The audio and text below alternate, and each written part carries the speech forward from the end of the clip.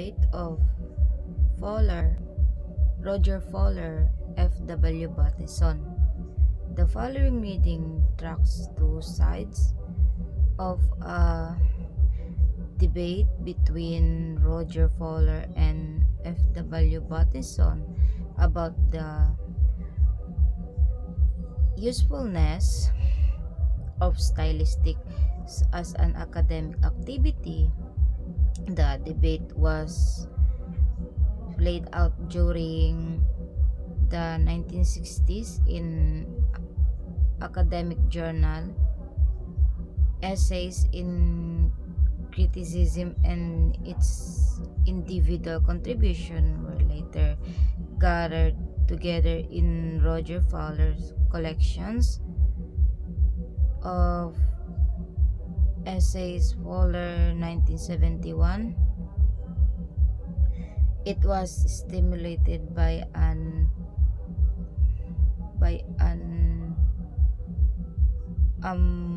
favorable review by the literary critic Hayden Wendler of another of Fowler's books, Essay on Style and Language, Fowler 1966. F.W. Bateson entered the day by adding an edit postscript to that review whereupon the battle commendal with two polemic installments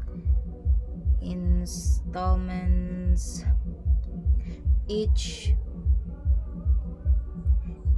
from Fowler Bateson. Controversy, the confrontation between these two scholars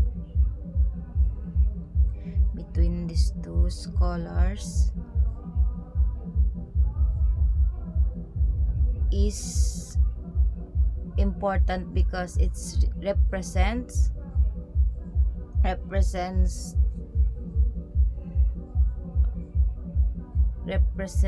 the first head-on collision between stylistic, then fledgling discipline and traditional literary criticism, them a well-established decisions. Although the debate gathered and vitriolic by turns may seem antiquated by contemporary standards, it nonetheless marks an important historical watershed in that way it established some basic principles of stylistics by direct engagement with literary criticism. The Fowler-Bateson controversy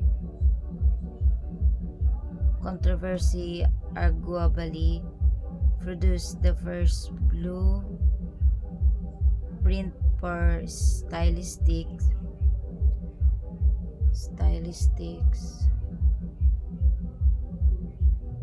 The first manifesto to adopt Roger Fowler's term the practice of linguistic criticism. In my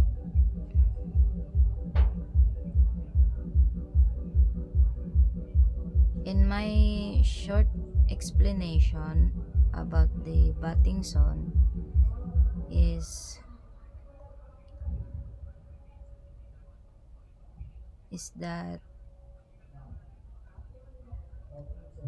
the Fowler-Bateson debate was about the role of linguistics in studying literature. Fowler believed language analysis helps us understand literature better, while Bateson believed literature should should be understood beyond just its language. Their debate their debate helped develop stylistics as a field connecting language and literature. So that's all. Thank you for watching.